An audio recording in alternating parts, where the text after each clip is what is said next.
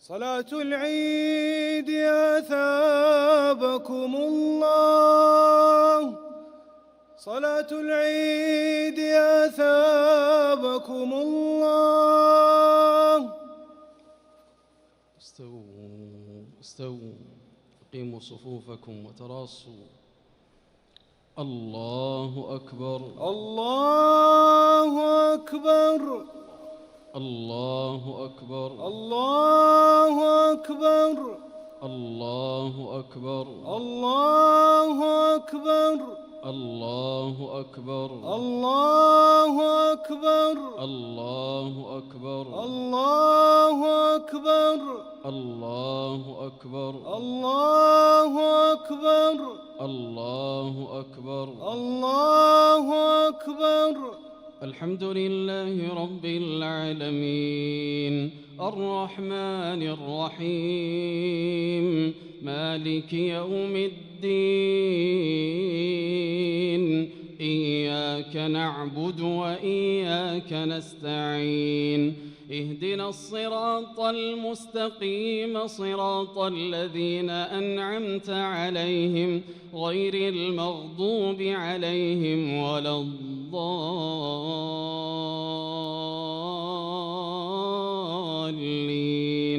آمين. سبح اسم ربك الأعلى الذي خلق فسوى والذي قدر فهدى والذي أخرج المرعى فجعله غثاء أحوى، سنقرئك فلا تنسى إلا ما شاء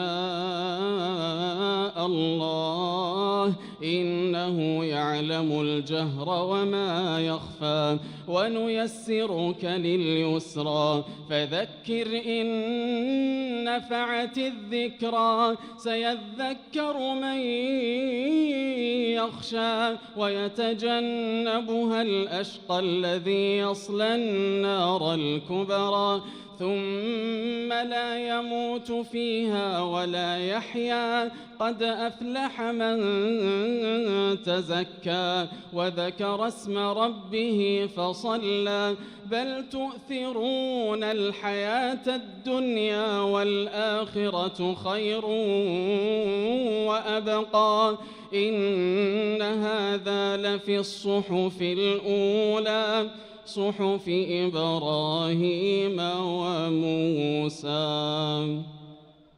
الله أكبر الله أكبر.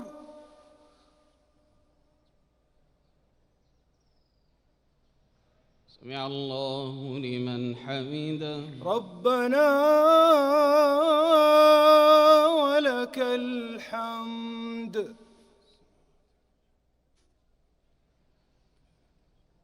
الله أكبر الله أكبر.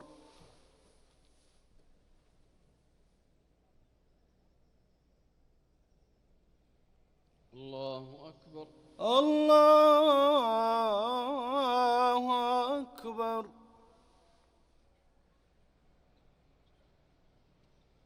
الله أكبر الله أكبر.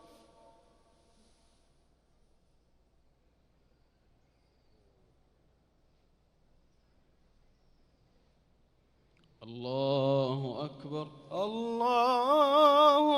أكبر. الله أكبر الله أكبر. الله أكبر الله أكبر. الله أكبر الله أكبر. الله أكبر الله أكبر. الله أكبر الله أكبر. الحمد لله رب العالمين الرحمن الرحيم مالك يوم الدين إياك نعبد وإياك نستعين اهدنا الصراط المستقيم صراط الذين أنعمت عليهم غير المغضوب عليهم ولا الضالين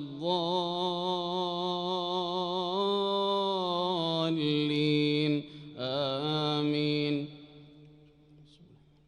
هل أتاك حديث الغاشية وجوه يومئذ خاشعة عاملة ناصبة تصلى نارا حامية تسقى من عين آنية ليس لهم طعام إلا من ضريع لا يسمن ولا يغني من جوع وجوه يومئذ ناعمة لسعيها راضية في جنة عالية لا تسمع فيها لاغية فيها عين جارية فيها سرر مرفوعة وأكواب موضوعة ونمارق مصفوفة وزرابي مبثوثة أفلا ينظرون إلى الإبل كيف خلقت وإلى السماء كيف رفعت وإلى الجبال كيف نصبت وإلى الأرض كيف سطحت فذكر إنما أنت مذكر لست عليهم بمسيطر إلا من تولى وكفر فيعذبه الله العذاب الأكبر إن إلينا إيابهم ثم إن علينا حسابهم. الله أكبر. الله أكبر.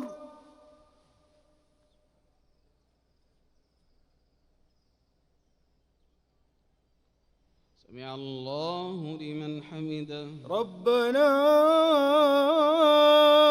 ولك الحمد. الله أكبر. الله أكبر.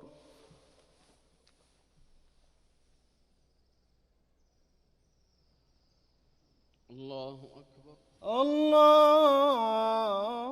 الله أكبر. الله أكبر. الله أكبر.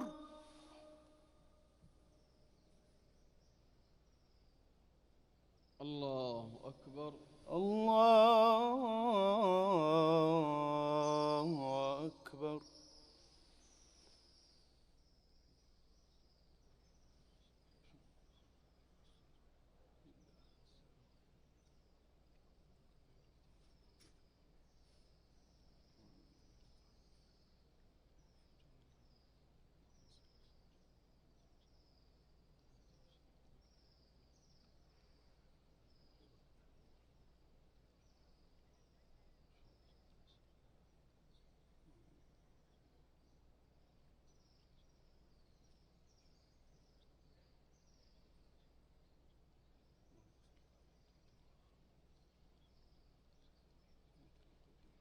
السلام عليكم ورحمة الله. السلام عليكم ورحمة الله. السلام عليكم ورحمة الله. السلام عليكم ورحمة الله.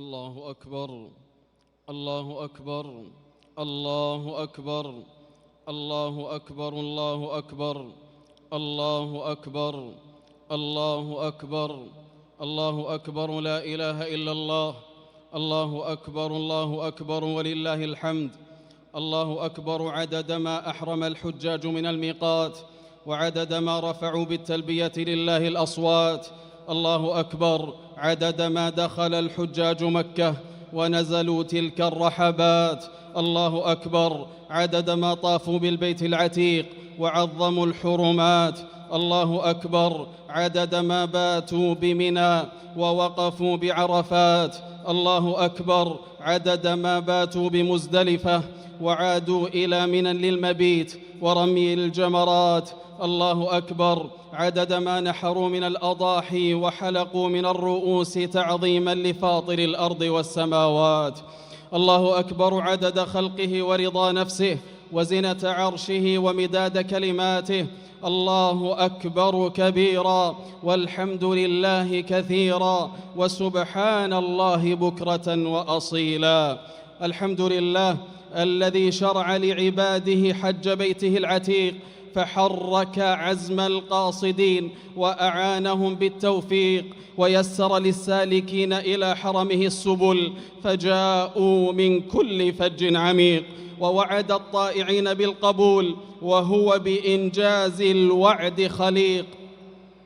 نحمده على ما من علينا من مواسم الخيرات وما تفضل به من جزيل العطايا والهبات وأشهد أن لا إله إلا الله وحده لا شريك له مسبغ النعم ودافع النقم وفارج الكربات وأشهد أن محمدًا عبده ورسوله أكمل الخلق وأفضل البريات صلى الله عليه وعلى آله وأزواجه وأصحابه ومن تبعهم بإحسان ما دامت الأرض والسماوات وسلم تسليماً كثيراً. أما بعد فأوصيكم أيها الناس ونفسي بتقوى الله فإنها أقوى وأولى وأعدل وهي خير اللباس في الوجود وأجمل فما أحسنها من زينة لمن كان يعمل وهي الذخر يوم القيامة والزاد المؤمل. وتزودوا فإن خير الزاد التقوى فالأيام الفضيلة مطايا والسعيد من أعد العدة قبل يوم المنايا والشقي من رضي بالدنايا فبلية الهوى لا تشبه البلايا. الله أكبر الله أكبر لا إله إلا الله الله أكبر ولله الحمد. ضيوف الرحمن حجاج بيت الله الحرام هنيئا لكم يا من لبيتم النداء هنيئا لكم يا من لبيتم النداء فأتيتم من كل فج عميق وفارقتم الأهل والأوطان شوقا إلى البيت العتيق وأداء لركن من أركان الإسلام وشعيرة من شعائره العظام مرددين بلسان الحال والمقال لبيك اللهم لبيك. حجاج بيت الله قد من الله عليكم بالوقوف على صعيد عرفة والمبيت بمزدلفة والإفاضة إلى منى وها نحن نرفل وإياكم في هذا اليوم العظيم الذي عظمه رب كريم فرفع قدره وأبان فضله وشرف ذكره وسماه يوم الحج الأكبر لأن الحجاج يؤدون فيه معظم مناسك الحج من رمي للجمرات ونحر وحلق وطواف وسعي. فعن عبد الله بن قرط رضي الله عنه قال قال رسول الله صلى الله عليه وسلم إن أعظم الأيام عند الله تبارك وتعالى يوم النحر ثم يوم القر. رواه أبو داود بسند صحيح. وجعل الله تعالى هذا اليوم عيداً للمسلمين فهنيئاً لكم يا حجاج بيت الله الحرام وهنيئاً لأمة الإسلام في هذا اليوم الأغر بحلول عيد الأضحى المبارك أعاده الله علينا وعليكم وعلى المسلمين باليمن والخير والبركات، وتقبل الله حجكم وشكر سعيكم وأعطاكم سؤلكم وأتم لكم نسككم وغفر ذنبكم. حجاج بيت الله الحرام، إلزموا المبيت بمنى أيام التشريق، وأكثروا فيها من ذكر الله وتكبيره امتثالا لأمر ربكم واتباعا لسنة نبيكم واقتفاء لأثر سلفكم الصالح. الله أكبر، الله أكبر، لا إله إلا الله، الله أكبر، الله أكبر، ولله الحمد. عباد الله، في هذه البقاع الشريفة والحرمات المنيفة نستنطق هذا الحدث العظيم متأملين في المقاصد والدلالات، متفكرين فيما تنطوي عليه شعائره من عبر وعظات ودروس خالدات تعجز عن وصفها الكلمات والعبارات. فمن عظات هذا الموسم ودلالاته وأجل مقاصده وتجلياته أنه تأصيل للتوحيد، أنه تأصيل للتوحيد وتخليص للقلوب والأفعال والأقوال من كل شائبة للشرك والتنديد. ولذلك كان أول شعار الحج هو التلبية، فقد ذكر جابر رضي الله عنه في صفة حج النبي صلى الله عليه وسلم أنه أهل بالتوحيد. ومن عظات الحج ومقاصده تجديد العهد بهدي النبي صلى الله عليه وسلم تعظيماً وتقديماً واقتداءً وتحقيقاً للأصل الثاني من الشهادتين. فعن جابر رضي الله عنهما قال: رأيت النبي صلى الله عليه وسلم يرمي على راحلته يوم النحر ويقول: خذوا مناسككم فإني لا أدري لعلي لا أحج بعد حجتي هذه. رواه مسلم. فالحج موسم للاتباع وتجفيف لمنابع الإحداث والغلو والابتداع، فقد أنزل الله تعالى في يوم عرفة: اليوم أكملت لكم دينكم وأتممت عليكم نعمتي ورضيت لكم الإسلام دينا. ومن عظات الحج ومقاصده تجديد العهد بأركان الإسلام. فعن أبي أمامة رضي الله عنه قال: سمعت رسول الله صلى الله عليه وسلم يخطب في حجة الوداع فقال: اتقوا الله ربكم، اتقوا الله ربكم، وصلوا خمسكم، وصوموا شهركم، وأدوا زكاة أموالكم، وأطيعوا ذا أمركم تدخلوا جنة ربكم. رواه الترمذي وصححه. فبدأ صلى الله عليه وسلم بالتقوى التي تتجلى في الحج قولا وعملا، ثم ثنى عليه الصلاة والسلام بعمود الدين. فمن مقاصد الحج إقامة الصلاة، وقد قال إبراهيم عليه السلام حين ترك أهله عند البيت: ربنا ليقيموا الصلاة. ثم ذكر الصيام وعلاقته بالحج ظاهرة، فأحد الخيارات في الفدية الصيام، وعدل جزاء الصيد الصيام، وبديل الهدي الصيام. ومن لم يقف بعرفة شارك أهل الموقف بالصيام. وأما الزكاة فإن الحج دورة للبذل والعطاء ومدرسة للصدقة والسخاء، فهو ساحة لاجتماع الأغنياء والفقراء، فيواسى الفقير ويعان من انقطع به السبيل وتقضى حوائج السائلين. ثم ذكر حق ولاة الأمر فقال: وأطيعوا ذا أمركم تدخلوا جنة ربكم. ففي الأركان الأولى تحقيق للمصالح الدينية، وفي الوصية الثانية تحقيق للمصالح الدنيوية، وبينهما تكامل وتلازم وتلاحم. معاشر المسلمين،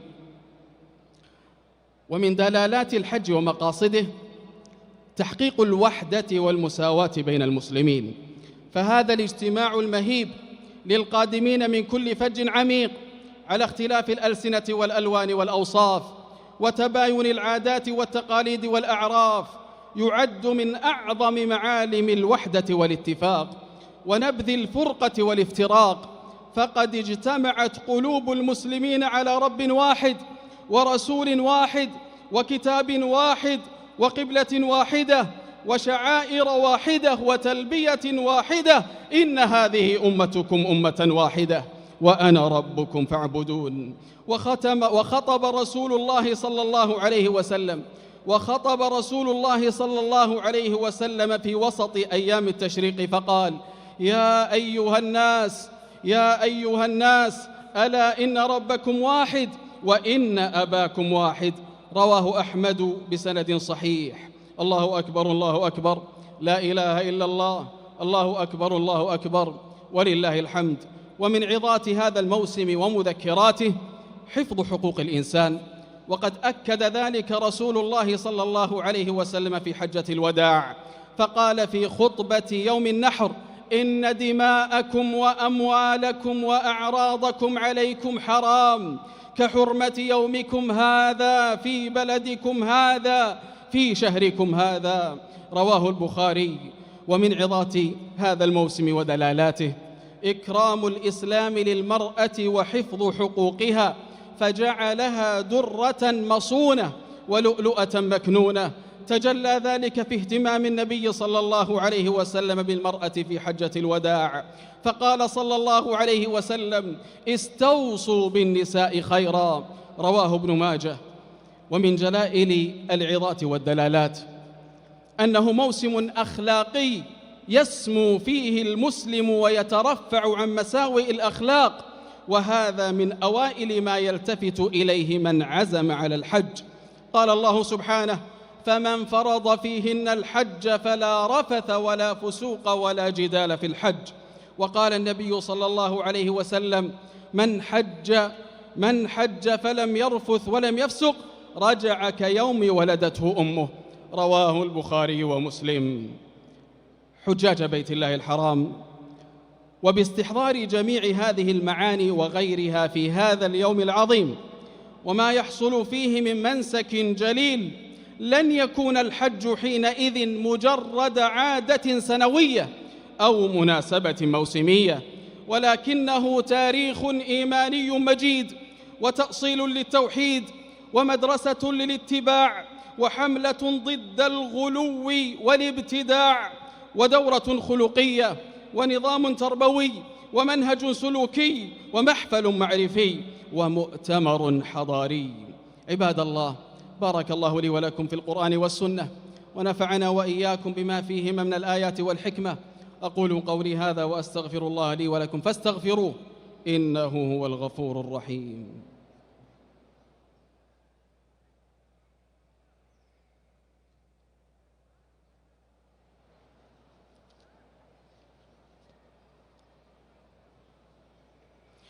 الحمد لله الذي شرع الحج إلى بيته الحرام وجعله أحد أركان الإسلام، ونهى عن ارتكاب المعاصي والآثام. والصلاة والسلام على سيد الأنام، أفضل من صلى وصام وأدى مناسك الحج على الكمال والتمام، وعلى آله وأصحابه الأخيار الكرام، ومن تبعهم ما تعاقبت الليالي والأيام. أما بعد، الله أكبر الله أكبر، الله أكبر كبيرا، والحمد لله كثيرا، وسبحان الله بكرة وأصيلا. أمة الإسلام، إن عيد الأضحى هو يوم التضحية والفداء، هو يوم التضحية والفداء، يوم الفرح والصفاء، يوم المكافأة من رب السماء. فالأضحية شعيرة إسلامية وملة إبراهيمية وسنة محمدية. فعن أنس رضي الله عنه قال: صلى النبي صلى الله عليه وسلم ضحى النبي صلى الله عليه وسلم بكبشين أملحين أقرنين، ذبحهما بيده وسمى وكبر. رواه الشيخان. فذبح الأضاحي هو من أفضل ما يتقرب به إلى الله تعالى يوم النحر، ويكره ترك الأضحية لمن قدر عليها، كما أن ذبحها أفضل من التصدق بثمنها. وتجزئ الشاة عن الرجل وأهل بيته، والبدنة والبقرة عن 7. ثم اعلموا رحمكم الله أن للأضحية شروطا، وهي أن تبلغ الأضحية السن المعتبر شرعا، وأن تكون سالمة من العيوب، وأن تذبح بعد الفراغ من صلاة العيد، وينتهي وقتها بغروب الشمس من اليوم 13. فضحوا عباد الله وطيبوا بها نفسا، تقبل الله أضحياتكم، وتقبل الله منا ومنكم صالح الأعمال، وأعاد الله علينا وعليكم هذه الأيام بأحسن الأحوال. الله أكبر، الله أكبر، لا إله إلا الله، الله أكبر، الله أكبر، ولله الحمد. حجاج بيت الله الحرام، احمدوا ربكم واشكروه على امتنانه بتيسير أدائكم للحج في أمن وأمان في ربوع البلد الحرام، وفي ظل خدمات جليلة وجهود عظيمة وفق الله لها هذه الدولة المباركة المملكة العربية السعودية، التي سخرت كل إمكاناتها لخدمة ضيوف الرحمن، ووفرت كل السبل لتسهيل أدائهم المناسك في راحة وسكينة واطمئنان، وذلك بقيادة حكيمة ومتابعة حثيثة من خادم الحرمين الشريفين الملك سلمان بن عبد العزيز وولي عهده الأمين الأمير محمد بن سلمان بن عبد العزيز، حفظهما الله تعالى وجزاهما عنا وعنكم حجاج بيت الله وعن الإسلام والمسلمين خير الجزاء وأعظمه وأزكاه وأوفاه. الله أكبر، الله أكبر، لا إله إلا الله، الله أكبر، الله أكبر، ولله الحمد. عباد الله، هذا وصلوا وسلموا رحمكم الله على خير البرية وأفضل البشرية محمد بن عبد الله، فقد أمرتم بذلك في كتاب الله: إن الله وملائكته يصلون على النبي يا أيها الذين آمنوا صلوا عليه وسلموا تسليما. فاللهم صل وسلم وبارك على الرسول الأمين وعلى آله الطيبين الطاهرين وعلى أزواجه أمهات المؤمنين، وارض اللهم عن الخلفاء الراشدين، وارض اللهم عن الخلفاء الأربعة الراشدين وعن الصحابة أجمعين والتابعين ومن تبعهم بإحسان إلى يوم الدين، وعنا معهم بعفوك وجودك وفضلك وإحسانك يا أكرم الأكرمين. اللهم أعز الإسلام والمسلمين، اللهم أعز الإسلام والمسلمين، اللهم أعز الإسلام والمسلمين، وانصر عبادك الموحدين، واحم حوزة الدين، واجعل هذا البلد آمنا مطمئنا رخاء وسائر بلاد المسلمين يا رب العالمين. اللهم يسر على الحجاج حجهم، اللهم يسر على الحجاج حجهم وتقبل منهم، واجعل حجهم مبرورا وسعيهم مشكورا وذنبهم مغفورا، وأعدهم إلى بلادهم سالمين غانمين. اللهم وفق ولي أمرنا خادم الحرمين الشريفين وولي عهده وأعوانهم لكل ما تحب وترضى، وأجزل لهم الأجر والثواب على كل ما يبذلونه للحرمين الشريفين وقاصديهما من الحجاج والمعتمرين والزائرين، واجزي جميع العاملين في خدمة ضيوف الرحمن خير الجزاء. اللهم انصر رجال أمننا، اللهم انصر رجال أمننا وجنودنا على ثغورنا، وكن لهم عونا ونصيرا ومؤيدا وظهيرا. اللهم وفق ولاة أمور المسلمين لهداك، واجعل عملهم في رضاك. اللهم لا تدع لنا ذنبا إلا غفرته، ولا هما إلا فرجته، ولا دينا إلا قضيته، ولا مبتلا إلا عافيته، ولا مريضا إلا شفيته، ولا ولدا إلا أصلحته، ولا ميتا إلا رحمته، ولا حاجة من حوائج الدنيا والآخرة هي لك رضا ولنا فيها صلاح إلا وأعنتنا على قضائها برحمتك يا أرحم الراحمين. ربنا آتنا في الدنيا حسنة وفي الآخرة حسنة وقنا عذاب النار. سبحان ربك رب العزة عما يصفون، وسلام على المرسلين، والحمد لله رب العالمين.